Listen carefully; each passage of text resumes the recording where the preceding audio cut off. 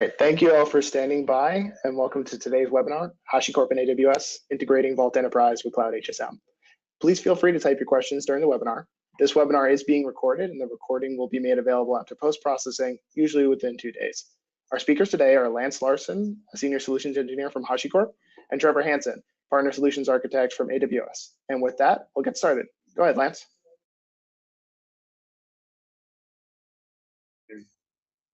Thanks, Peter. My name is Lance Larson. I'm a Senior Solutions Engineer here at HashiCorp in San Francisco, and I'm excited to talk to you all a little bit today about Vault, some of our commercial offerings, and we're going to be focusing specifically on Vault with Cloud Auto Unseal using Amazon KMS and Cloud Auto Unseal with Amazon's managed CloudHSM service, and how this is going to offer you automated unsealing and also some additional protections for your data at rest. So diving right in, just a little bit of a precursor here on Vault. So when we looked at the traditional way that we deployed applications, our infrastructure was very static and consolidated. We had an application platform, various flavors of OS, RHEL, Ubuntu, whatever it might be, where our applications run, and it was in a very tight network perimeter. And the infrastructure that it actually ran on was very static. It was either bare metal or maybe VMware and some virtualized infrastructure where those applications ran. And now what we're seeing is this move towards the private cloud, towards AWS, to potentially even multiple clouds. And you might have a scenario where 70% of your workloads are in AWS, you have 20% of your workloads still in your data center, and then you have that last 10% split up between those other clouds. And in this environment, that network perimeter is not very well defined, and we understand what the risks are if you leave key API tokens, unencrypted passwords and plain text files, have credential information split across multiple flavors of configuration management. These are all problems when we're in a zero trust environment, and that's what the hybrid data center and going to public cloud really looks like. So with that problem statement, boiling those challenges down in the cloud, really we have 3 things. The first thing is eliminating that secret sprawl I talked about. How do we get all that privileged material that's in all those different places into one place, like Vault, where we can provide governance and compliance and meet our InfoSec needs.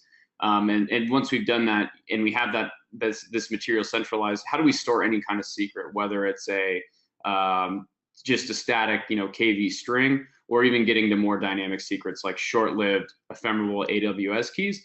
These are challenges that I think Vault solves really well. And at the end of the day, when you're trying to deploy software in this new environment, just buying new tools or switching tools isn't going to necessarily solve those challenges.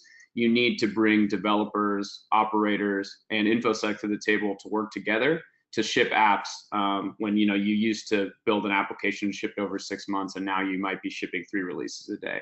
And I think Vault is one of the first tools of its kind to really do this in a way that brings those people to the table in a way that meets all their individual needs. So the core use cases that we offer with Vault are access, secrets, and encryption. So access would be things like short-lived SSH certs. Secrets could be dynamic secrets, again, short-lived. AWS credentials is a great example, or just KV, right? Stuff, passwords, things that aren't dynamic that you just stick in the Vault that applications or human beings can get access to. And we also offer encryption services. So these would be things like just having an application that authenticates with Vault, swaps its plain text for a ciphertext, and then you can go put that data in Postgres or some other environment. Talking about our view, open source versus enterprise, really, Vault open source is about the individual. It's about the developer. It's about that person, he or she, solving those use cases around the core security problem that it might be, whether it's a developer problem, an operator problem, or an InfoSec problem. It's sort of just that one person. And as we move towards Pro and Premium, these are the features where large organizations have different needs, whether it's around collaboration and operations or governance and multi-data center, the community and the enterprise has different needs, and this is where we align our Pro and Premium offerings for Vault. So breaking this down a little bit by Vault features. In the open source, I think these are things that pretty much everyone who's touched Vault is familiar with. Again, all the core use case stuff will be in the open source. Enterprise, Pro, and Premium, this is where we're going to be spending a lot of time today. And we're going to be looking at two specific features. We're going to look at Cloud Auto Unseal with Amazon KMS, and we're going to look at HSM Auto Unseal on AWS as well, with the Cloud HSM service that's managed. And we're going to be drilling into these features a little later in our live demo. And Trevor's also going to be talking about them in detail and why the offerings on Amazon are really awesome to consume. And we're super excited to have this integration today that's adding a lot of value for our customers, and that we're going to show you here at the end of the hour. So talking a little bit about drilling into these features. So really Vault, unsealing, the cryptographic barrier, seal wrapping, what this boils down to is methods of protecting the root encryption key for Vault, but also with seal wrapping, and this was announced in Vault 0.9, how do we give additional protections for our data at rest? So this method of unsealing Vault, I think everyone who, again, has touched Vault in open source would be very familiar with. The actual encryption key is stored at rest with the data. And when you split that master key into shards and you use human operators to put those together, you're essentially constructing the master key. And then the master key can go grab those encryption keys, and then you can start decrypting the data. So this is your option when you're using open source Vault. So the next two, these are different, and these have awesome integrations with AWS that we're going to show you. So the first one is the Cloud Automated Unseal. So in this method, today we support multiple clouds, Google and AWS. This is really easy to get rolling. On Amazon, we're going to show you in a bit here, but essentially what you're doing is you're no longer giving that master key to humans. You're using Amazon's KMS to store the master key there, and then you can provide the Vault with credentials, so it can actually go up to Cloud HSM and go get the master key. There's no human beings in this flow to do the unsealing. So if you have needs for more ephemeral vaults and you want these to be able to restart at 3 in the morning and unseal themselves without having to pager duty or get operators involved, this is an awesome option if you feel like in your environment you can protect the credentials to go out to talk to KMS. And the next feature is Vault with HSM, and this worked on AWS's older classic Cloud HSM service, and I've also tested it.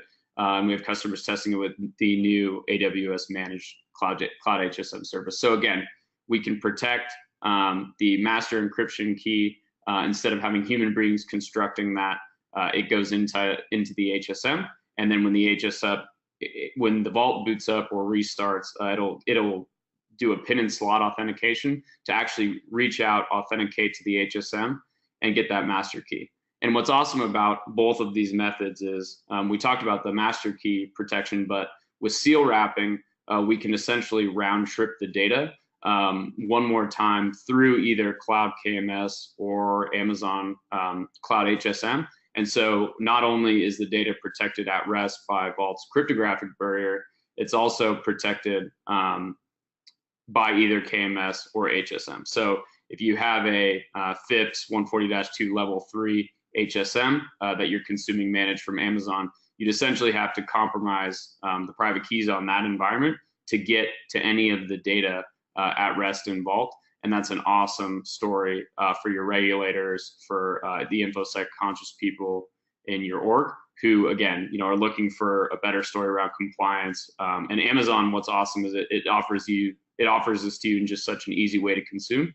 And Trevor's going to boil that down in his bit. But again, super excited about this integration, and I'm really excited to see what our customers, their wins, how they're able to improve their compliance stories with Vault and AWS.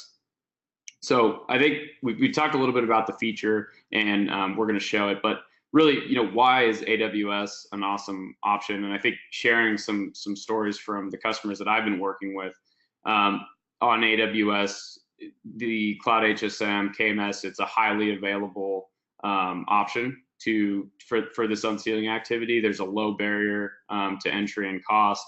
You get programmatic access and administration, managed backup and restore.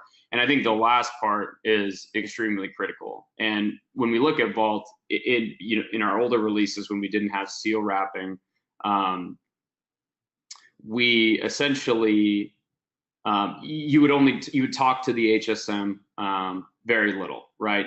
As an example, when the Vault first started, it would go get its master key from the HSM, and that was really the extent of the conversation. But now when we talk about seal wrapping and the additional round trips to put that data at rest and give it that extra encryption wrapping, now your Vault is going to be accessing this piece of infrastructure frequently. And if you're a massive organization and you have tons of HSMs and you're familiar with building a robust and highly available infrastructure around it, that's great. But not everyone can do that. And if you're, it's going to be the weakest link in the chain. If your HSMs aren't highly available, that is going to potentially degrade your Vault service. And if you're running that as a large shared service with thousands of microservices and hundreds of developers relying on it, you're going to run into issues. So I think, again, AWS manages so much of this for you that you don't have to be a global 2,000 mega security conscious organization to go out and get HSMs that are highly available that you can rely on. Amazon is going to give this to you in a way that's consumable. They're going to manage it for you. And it's super easy to get started on this integration and dev and test. And then really, again, having it managed for you in production and not having to be an expert to get a highly available, robust infrastructure to support your Vault story, whether it's around KMS or Vault HSM for FIPS, as an example. So just talking about a few people who trust Vault today. There's many people out there using Vault, but the people we can talk about publicly in this, so SAP Ariba, New Relic, Barclays, Citadel, Spacebright, Credit Karma, Lotto New Zealand. These are all customers who've had tons of success with Vault. And I also added Leidos there at the bottom, who evaluated our HSM integration for FIPS conformance and in their audit of our integration around critical security parameters for both key storage and transport. They said we conform to the FIPS 142 specification. So that's all I had, and Trevor is I'm gonna get the demo ready to show you guys here at the end of the hour, and now Trevor is gonna dig into the Cloud HSM service, talk about it in much more detail, and how it's gonna create a lot of value for you on the Amazon cloud. Excellent. Thank you very much. I'm Trevor Hansen. I'm a partner solution architect with Amazon Web Services, and I'm really excited to have you guys on the call today with us. And I'm really glad to be part of this discussion with HashiCorp and the amazing product that they're developing around CloudHSM. In this segment of the webinar, I'd like to give you a bit of an overview on what is CloudHSM. I'd like to highlight some of those benefits. This is going to be a bit of an overview. And as always, we have additional details in documentation, and there's also a question opportunity later on in this webinar.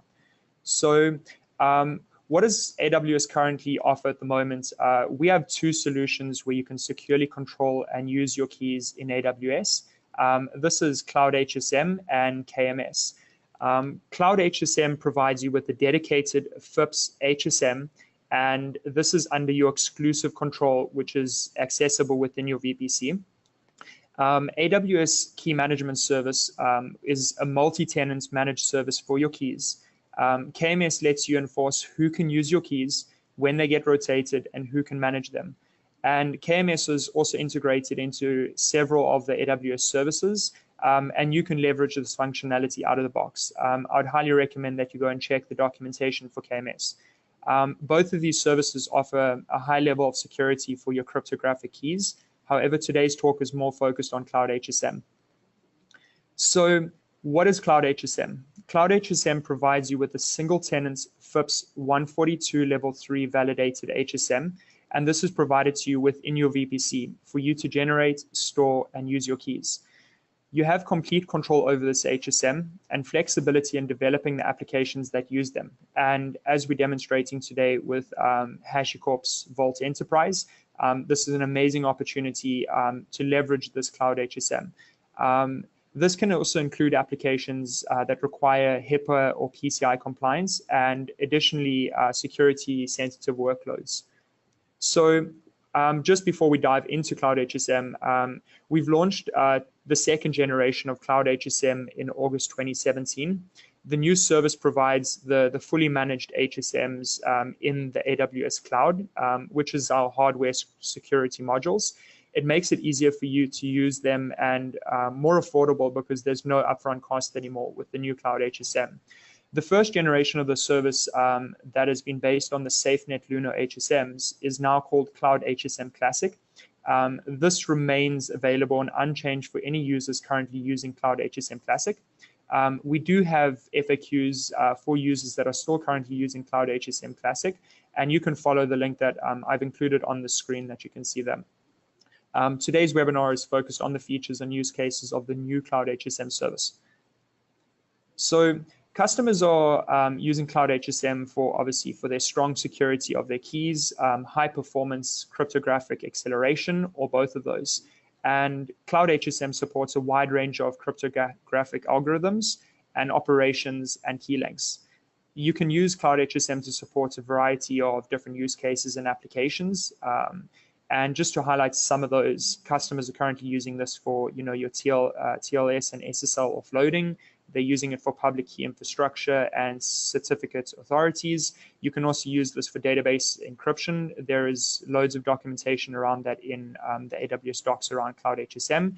There is also, your document signing and your digital right management.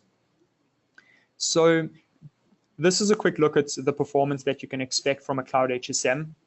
In the example of the SSL offload case, you can expect each of those HSMs to provide you about 1,000 transactions per second that you can store up to 3,500 keys. You can scale up the cluster to 32 HSMs, and we'll be diving a bit more into how that clustering actually works and how we handle that high availability for you. This doesn't increase the capacity since the HSM is a carbon copy of the other HSMs in that cluster. However, this does provide increased throughput so that you can achieve, for example, up to 32,000 RSAs, which is your sign and verify operations for a single endpoint within your cluster. That is obviously within your VPC. It's important to note that when your application is not in use, the new CloudHSM service does allow you to scale down that cluster to 0 instances. And then, as always, we have, backup as the highest priority. This is part of that, process that we cover. So the backups are done automatically in the background. These are stored with KMS in S3, and we'll be touching base on that shortly. So now let's take a look at the benefits of using our AWS hardware security modules. So CloudHSM provides you secure access to create and enforce users, your policies, and ensure the high security. You can also create fine-grained access management for up to 1,024 unique users. This allows you to really customize based on your different requirements. And I like to think of users being containers. If your users are creating keys, it is only visible to that user. However, you can share those keys with up to 8 users within that HSM. And obviously, when you start looking at developing applications that are going to leverage that HSM, you can interact with that via API. An essential aspect to remember is AWS has no access to the encryption keys. We also have no visibility into the users and policies in that HSM. This is entirely under your own control. So just to touch base on the scalable and the ease of management, being in AWS, the HSM is fully managed. And this includes, the high availability clustering. We do that automation of the backups on the back end for you into S3, as mentioned, using KMS to encrypt that. We also cover that load balancing between the HSMs in the cluster, and this allows you to be able to scale from that 0 to 32 HSMs within that cluster, and we handle that automatic failover. So if any of those instances become unresponsive, then we'll actually handle that replacement for you. A huge benefit of the new AWS CloudHSM is there is no longer that upfront cost, and it's a simply pay-as-you-go model per an hour. And this, is a huge benefit because you can scale that down to 0. When it comes to the backups includes the keys. It also includes a full configuration of that HSM, including the users and policies. And each of the new HSMs are pretty much a perfect clone of that HSM sitting in S3. If HSM should ever fail for any reason, it is a replacement that happens automatically on the back end from that backup. So when we go into the next aspect, I just want to run over the 0 configuration and the high availability and what that looks like. So let's take a look at that. So some of the core concepts that I'd like to first highlight is the clustering aspect. So that cluster isn't, each of those HSM modules are essentially a copy of each other, and that's scaling from 0 to 32 essentially allows you to add additional throughput to that cluster. So each of those instances, and I'll show you in actual breakdown in an architecture diagram that we have following on this, is, uses the policies, the keys are essentially replicated across those HSMs, and those can also be, spanned across the different, availability zones and subnets based on high availability and obviously redundancy that you'd like to put in place. Something to mention is this is currently, it's accessible within that single region, and cross-region replication is currently not supported. However, we highly recommend, as we always do, is to keep an eye on our What's New page, as well as our documentation around any updates on that, especially being a new and exciting service that we offer. So this is how it will essentially look in your AWS console. The AWS CloudHSM is accessible via your console. You can simply, with the click of that button, you can add an additional CloudHSM to that cluster. You can also reduce it via selecting that one of those and actually spinning that down. But something I wanted to highlight is around the monitoring side. So you also have access to CloudWatch metrics on that cluster. We collect metrics around the cluster's health, the HSM's health, the memory utilization, and the session counts. This allows you to create custom alarms and use that to scale up and down if you would like to use that customization. However, we do handle some of the high availability in the backend for you. One of the things to note is we have no visibility into the communication that you have to that HSM that occurs over that end-to-end encryption channel. So, however, you will be able to see, CloudTrail history to API calls to that service on AWS. So let's take a quick look at, how that clustering works. And, as you can see, you've got a Cloud HSM cluster there. We've got 2 Cloud HSMs, which is that hardware security module sitting as an endpoint in your VPC. And one thing to note is they're in active sync. They're continuously, sitting in the back and replicating. And this, this will have that load balancing between the two. So if you do expect, a scaling event, you maybe went to the console and you clicked in and you want to add an additional instance to that, or, maybe you've got an API call that ran, or you've got a scaling event based on, an event that you have. This will fire off that backup workflow, which will essentially create that carbon copy of that Cloud HSM. This will once again be stored securely in S3 using KMS. Then what will happen is, we'll add an additional Cloud HSM to that cluster. Once that reports in healthy, we'll start that restore process. You'll see in that restore process, you'll see that that instance is actually going into that active sync. And once that is actually in sync with the other Cloud HSMs, we'll make that available to your VPC, and the availability and the load balancing will start balancing out across those Cloud HSM clusters.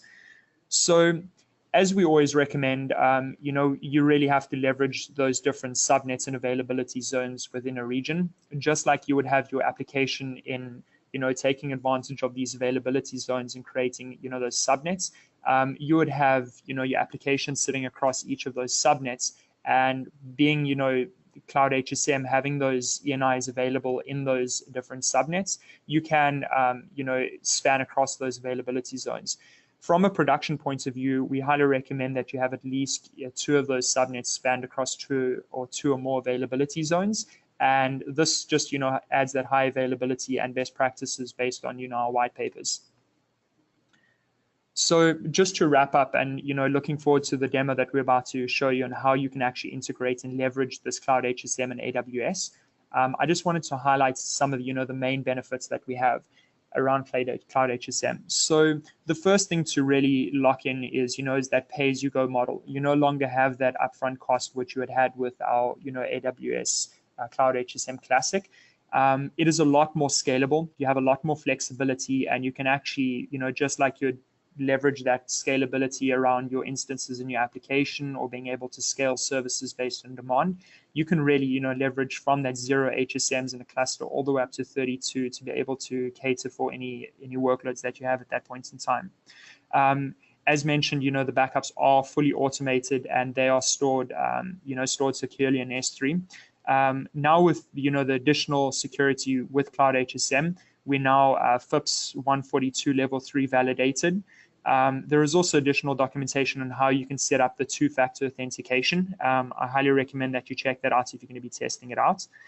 And another thing to highlight is the development of the environment is built on open source standards. And this is something that allows you to be able to not worry about that lock-in capabilities, because you can actually move across into anything that's your common HSM. And then the last thing, the thing that we're really proud about is, that high availability that happens automatically in the back end. However, you can, scale up and down based on, your own custom metrics. You can also achieve this by going to the console and simply clicking on, adding or removing an HSM to that cluster. And you can also achieve this via an API. So the next aspect is, the availability. And this is something that, we made available in all the regions where we had HSM Classic. And this is something that we obviously going to continue trying to make available to nearer to wherever you need these services. This is something that is an amazing opportunity, because when you have no instances sitting there, you're not paying for that usage, and you're paying per an hour for the HSM. So this is something that's a massive benefit for you to be able to really start testing, playing around, and seeing if if there's a good fit. And yeah, I really look forward to seeing this demo and how you can actually integrate with that. This was a very quick overview on what is Cloud HSM and what's the difference between our Cloud HSM Classic.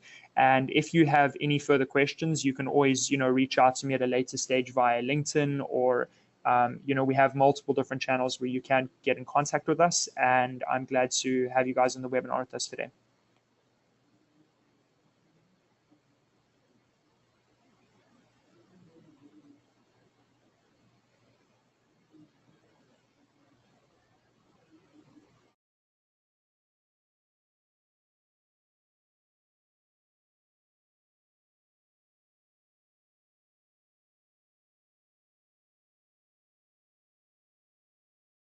And with that, we'll let Lance go ahead and run the demo. Thanks, Trevor. That was some great insight there. And now we're going to dive right in. So I have a cluster created, and to Trevor's point, I mean, this is just incredibly easy to do. So I have, and again, this is not designed to be a best practices architecture. I have my client instance that talks to the HSM in the same VPC, and I actually have my HSMs in the same subnet as well. So this is, again, a demo environment that we're showing, but I mean, even creating an HSM is as simple as, again, programmatic access command line API, but let's see here. That's funny. That usually works for me. I did that like 30 times yesterday. Live demos are always fun. So in any case, that is strange, but we can just dive right in, and I'm going to give that a try here at the end. I'm not actually sure what the issue is there, but I did test this vault stuff and ran through it, so we should be able to show that. So diving right in, I have a few vault configurations here, and I actually have a client instance set up that's connected, and then we can actually verify that we have an active connection to the HSM by checking these slots. So on my client instance, when you install this, you get the Cloud HSM library at this location, and we can validate that it is there. So this looks good, and I'll just blow this up on the screen so you all can see it a little better. So I have a good connection to the CloudHSM, and I can go ahead and check all the slots, and I can see that this looks good. So we'll start with the HSM, and then we'll go to KMS. But if we want to look at what that actual HSM configuration looks like, it's here. So we have a seal block that corresponds to the CloudHSM. This is the slot for the CloudHSM, and then we have our pin. And we have our pin, which is in CloudHSM world. This is a combination of the user that we specify, and then also the password. And I really also love the management interface that AWS gives us to do this. So if I go to the client instance, I can go ahead and connect to the management interface. And I'm just going to show this really quickly here. So we can connect to our HSM, and you can see here that this is that 207. You can connect to any of these because they're all replicated. So we're on this 207 address, and from there we need to enable encryption just so we can talk securely over the channel. And then if we do that, we can list all the users that we have. So for this integration, what you want to do is you want to create a crypto user type of CU, and then you can give it whatever username password that you want. I gave it vault and then password 1. So that's what is that's what comprises this pin. And there's a few other things in here for these keys. Essentially, I'm telling Vault to go out and create a new key on the HSM instead of generating one ahead of time and pointing at that. But these are all options. This is very configurable, and you can go out and check the Vault config on our website to see all the different options you can do here. So this all looks good. And then at this point, we can go ahead and start our Vault. So let's start with the HSM config. And my goal here is I want to demystify a little bit of what the seal wrapping actually looks like. And then we could show restarting this process and that, you know, this automated unsealing happens. But at the end of the day, I think it's important to just understand that this isn't black magic. It's a very elegant integration that leverages these cloud services. But at the end of the day, what you're going to get is this encrypted layer at rest, and that's what we're going to show. So I have Vault 095. Let's get out of that. I have Vault 095 on my Ubuntu box, and we can go ahead and start with that same configuration I just showed you. And if we look at the logs, we'll see this looks good. Vault server configuration, we're connected to, we're using the AWS HSM library, and we have the PKC S11 seal enabled. And we don't have to pay attention to some of these other things. But the important thing here is if you get to this point, you've got a good connection with your HSM. So now we have to actually initialize the Vault. And I'll show this in the UI. The Vault's actually not initialized. And what this process is doing is you're basically creating a recovery key if you need to roll these kind of master recovery keys, etc. But initializing the Vault will basically go ahead and create all the entries in the storage backend, and then we can go ahead and compare some of these values. What does a seal wrapped entry look like? What does a not seal wrapped entry look like? And you can see at rest what your data looks like. So I have the command here to initialize the Vault, and I can go ahead and do this on the client instance. And I get my recovery key back, and I get my initial root token. And these are what I'm going to use to log into the Vault. Obviously, in a real environment, you would want to protect these with extreme care. But since this is a dev environment, we don't necessarily have to do that. So I'm just going to copy these out to Adam, and then we can go ahead and log into the Vault. And we'll be brought to our kind of home landing page here where you get self-service access to Vault. And for some of you, this is probably your first time seeing the UI, as this is an enterprise feature. So I've got kind of again, I'm logged in as root. I can see sort of all the mounts that are there by default. I don't have replication enabled, but for DR and scaling, I would be able to see all my clusters managed here. I also get access to leases. Again, since I logged in as a root token, there are no leases, but applications or human beings logged in, you'd be able to see all their dynamic credentials here. I can manage policies. I've got access to some crypto tools like hashing, creating random bits. And then I can actually mount more mounts here. And that's what we're gonna do. So if I want, I'm gonna mount for this, I'm gonna mount two KV value mounts, and we're gonna create a seal wrapped entry, and we're gonna create a non-seal wrapped entry. So the first one, we're gonna mount this as wrap. And you see this checkbox on here. And again, this doesn't have to be done through the UI, but we are going, actually, let's start with a not wrapped example first. So I'm gonna call this no wrap, and we're gonna mount it. And then we can create a secret in here. And we're also gonna call this no wrap so we can see it on the file system.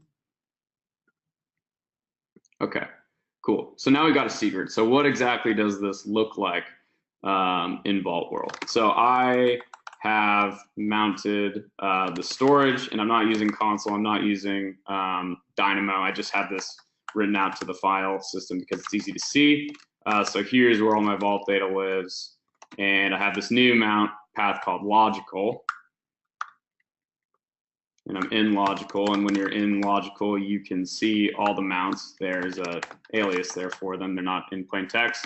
But if I look at this entry, I have that no app entry that I just created, and I can see that this is encrypted. So this is what the Vault cryptographic barrier, that kind of unsealing barrier looks like. I can tell because it has these 4 A's. So this entry that's sitting in here at rest actually is not seal wrapped at all. And we're gonna do a comparison of this. So if I back out and I go back to logical, let's create another mount.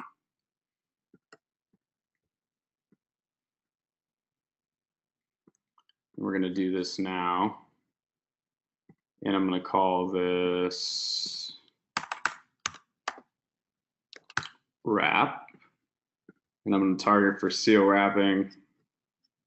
Or what did I call the other one? This doesn't matter. Okay, we'll just call it wrap. So if I have this called wrap, and now I have this box checked to enable this for seal wrapping. Once I mount the back end and create a secret, call this wrap toolbar. What you're going to see here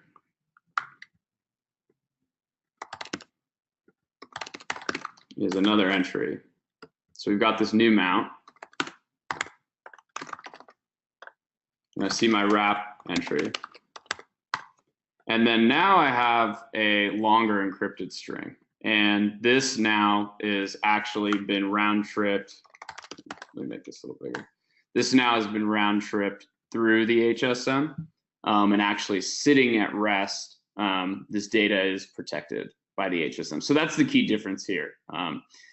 Even if you were to compromise this value and decrypt it, you would still, it would just decrypt back to that barrier value. But that's what the additional protection is here. Not only would you have to compromise Vault's cryptographic barrier, but this additional layer at rest where the actual data is being round tripped through the HSM, this would have to be compromised. So hopefully showing this illustrates the differences between these mounts. Again, looking at these side by side, you've got wrap, and then you've got no wrap. And again, this is configurable. There are obviously performance, implications to round tripping all your data through the HSM. But again, Amazon being able to give these highly performant HSMs to you in a highly available configuration. Again, you don't have to be a massive company to get the benefits of this service. And I think Trevor did an awesome job highlighting all those points in detail of why that is. So we've shown this for the HSM integration. We can also show this for KMS. So going back to these files, I had the exact same configuration. I just redacted my secret key for the sake of the demo. But now instead of doing the PKCS11 seal, I'm doing the AWS KMS seal. And I've got some different authentication here. For the HSM, I'm doing pin and slot. For KMS, I have an access key to secret key that gives me access to this actual IAM key. But with seal wrapping enabled, we're going to see the same behavior. So if I go, I'm going to kill my vault. Oops.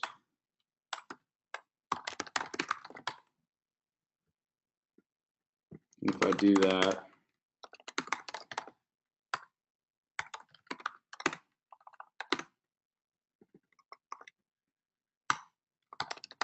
okay. And then I'm going to clear out the storage so we can reinitialize it.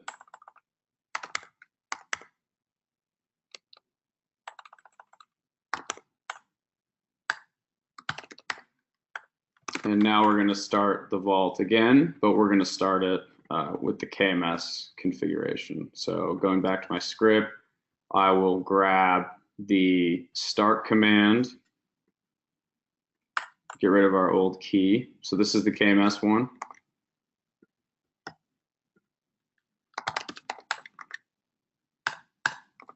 And if you go ahead and look at this log, now we have a different seal type. So we have seal type of AWS KMS. Same thing, vault is not initialized. So we can go ahead and initialize it.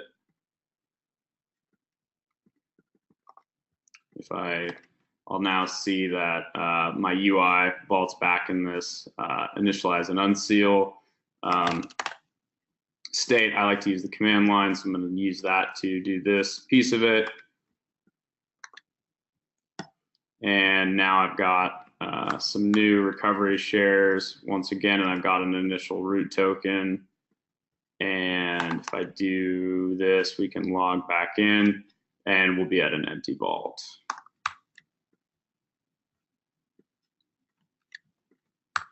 So let's go ahead and do that same exercise. I'm not going to explain the dashboard since we just did that. But if we go back into our temp vault where we're storing the data, I don't have any logical mounts yet because I haven't created anything. So I will first go back to the settings and we're going to mount 2 KVs. We'll mount no wrap first. And again, seal wrapping is not enabled. Create a secret called no wrap. Validate this entry in logical.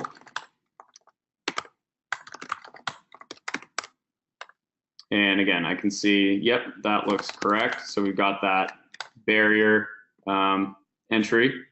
And if we go ahead and do the same thing with the, I think we're going to see a slightly different cipher here, but you will not see the barrier key. So if I mount another KV, I will call this wrap, and then we will call our secret wrap. And now I can validate this entry in our Vault data store as well. So go back to logical, cat the wrap value. Again, a little bit bigger of a value here just because of the differences in the encryption between the HSM and KMS. But you can see that this value is seal wrapped and it's not that barrier entry. So let me back up. Let me just show them side by side. Oops.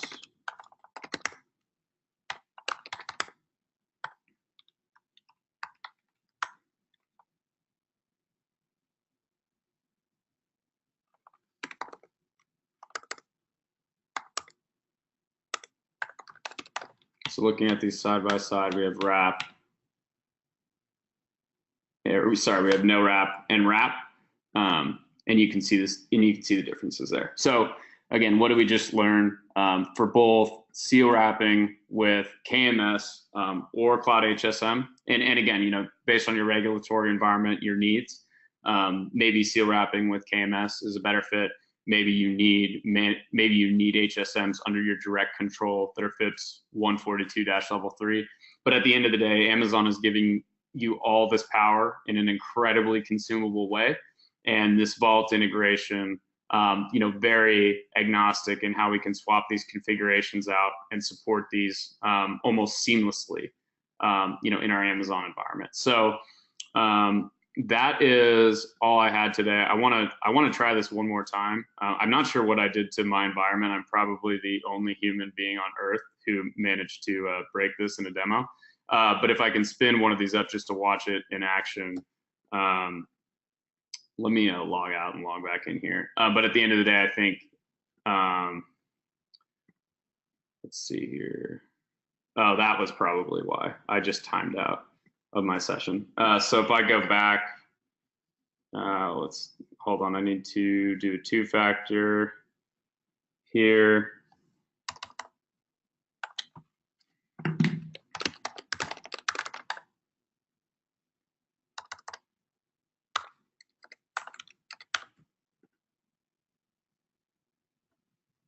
And HSM cluster, create a new HSM in 1C. And now that I'm actually authenticated, I can see that this CloudHSM is in progress. And it's really that easy. And all the things that that Trevor talked about, and even looking at this integration, right, when I'm talking to the HSM. So going back to this PKCS11 command, just to show this. So this is the only connection that I have to the HSMs. I don't specify IPs. I don't do anything like that. The Amazon client that's running on this box, and I think I actually have the service for it. So you can see that this would work. Where is this in the documentation?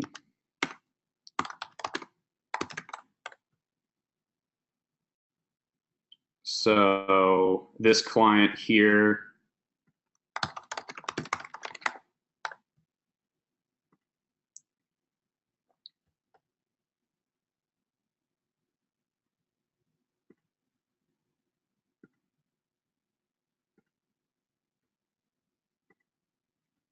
so I have this service, this CloudHSM client actually runs as a daemon in this environment. So if I stop it as an example,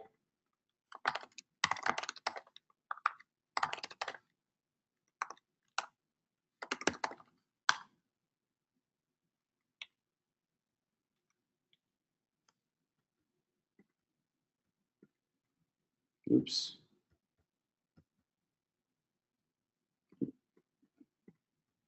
Sorry, I'm on Ubuntu, not Amazon Linux. So if I stop this client, and then I try my PKCS11 tool again, I'll see that now I don't have a connection.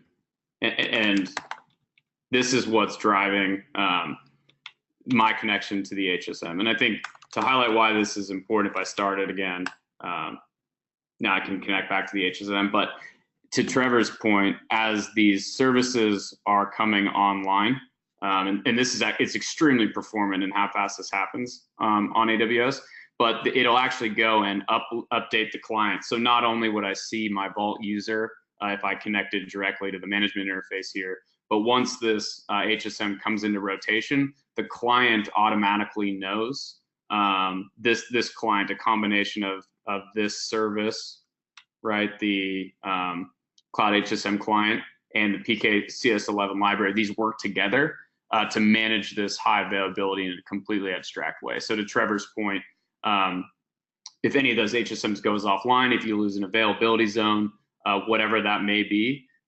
you don't have to hard code, or you're not making configuration changes. This is all just completely managed by the HSM service, which I think is awesome. And again, the number one thing that I've seen my customers struggle with is, they have a really robust architecture built around Vault, but they're just not as comfortable, or they're getting kind of into the HSM space for the first time, or they just don't have the people to maintain a high availability, HSM architecture that's as easy to manage as we just saw here. So I think, again, if you're one of those folks and you want access to this, and you have a good investment in the Amazon cloud, it's extremely easy to get started with this. It provides awesome functionality, and operators and InfoSec and developers, we can all use this in a way that's not disruptive to shipping software at speed. So Trevor, again, thank you so much for all the helpful info that you brought today. Peter, that's all I had. I think we've got about 10 minutes left, which is when we plan to start the Q&A. So this is all I had. Thank you, Lance, and thank you, Trevor, for both of your presentations. At this time, we do have a couple of questions. The first one I have is actually for Trevor. One of our guests was asking, how much control will I have over the key operations in KMS versus CloudHSM?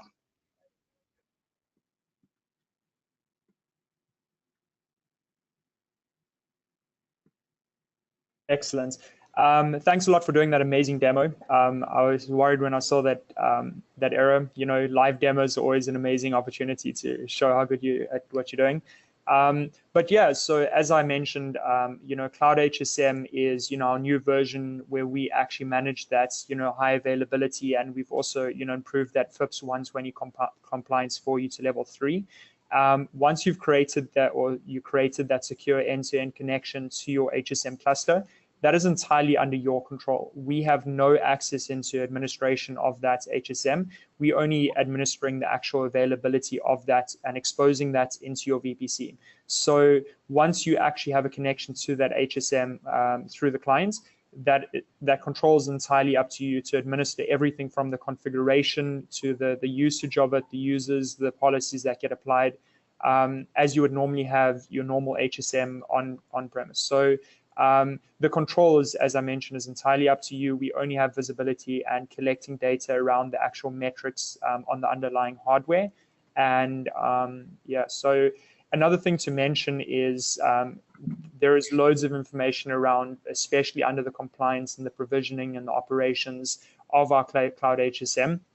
And moving from the classic just to the newly AWS CloudHSM is actually focusing on that availability and making it a lot easier for you to provision and test and play around with the service.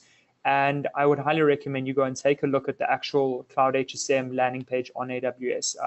We've got loads of details around the FAQs, and especially being a massive requirement under security and compliance, this is something that we've really highlighted and tried to answer all those questions on there. And it's something that I wouldn't be able to cover in 10 minutes alone.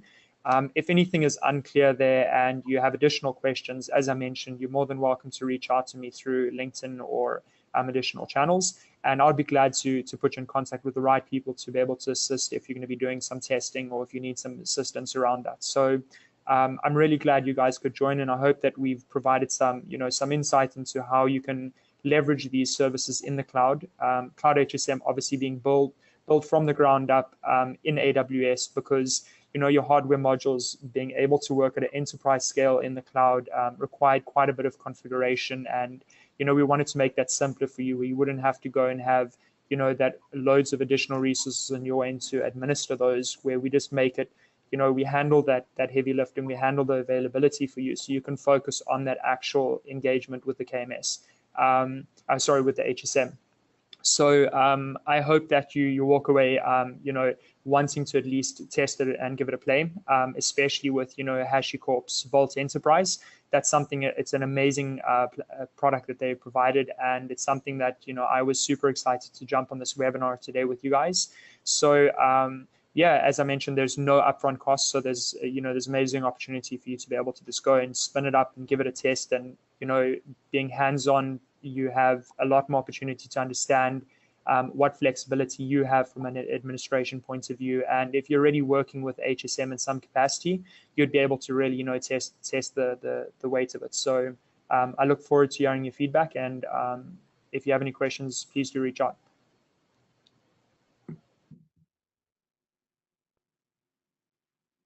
Thank you, Trevor.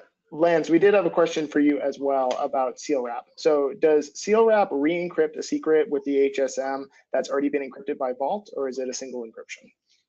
Yeah, it's a good question, and that's what I was trying to show. So that kind of 4 A's that prefix those first secrets, those are encrypted by Vault. And again, once you have that master key that you either, again, you construct from the open source Shamir sharding, or you get from a KMS like AWS KMS, or if you get it from the CloudHSM, anything that goes into the storage will be encrypted by the barrier.